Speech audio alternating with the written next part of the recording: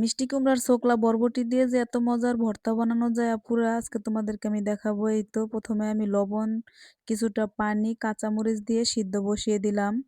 আর এখন আমি পেঁয়াজ, রসুন, চিংড়ি মাছটাকে ভেজে নেব হালকা করে, বেশি লাল করব না, হালকা ভেজে নিব। এরপরে দিয়ে দিব কিছুটা ধনিয়া পাতা। এখন আমাদের বরবটি আর মিষ্টি কুমড়ার ছোকলাটা সিদ্ধ হয়ে গেছে, এখন ওই তেলে ভেজে নিব চিংড়ি মাছের সাথে কিছুক্ষণ।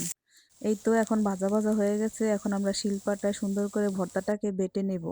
প্রথমে আমি ভর্তাটাকে বেটে নিব, এরপরে কিছুটা শুকনা মরিচ ভাজা, কাঁচা পেঁয়াজ দিয়ে দিব। আর কাঁচা পেঁয়াজ শুকনা মরিচ ভর্তায় দিলে ভর্তার স্বাদটা কিন্তু দ্বিগুণ বেড়ে যায়।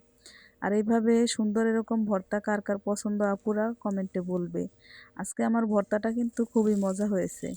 এই তো এখন আমি পেঁয়াজ কাঁচামরিচ ভালোভাবে ভর্তার সাথে মিশিয়ে দিব।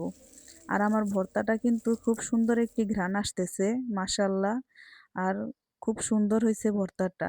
এখন আমি ভাত খাবো, তাই এই তো ভর্তাটা। আজকের ভর্তাটা কার কার পছন্দ আপুরা কমেন্টে বলবে। আর কারা কারা এরকম ভর্তা পছন্দ করো। ধন্যবাদ সবাইকে, শুভ দুপুর, ভালো থেকো, সুস্থ থেকো, আল্লাহ হাফেজ।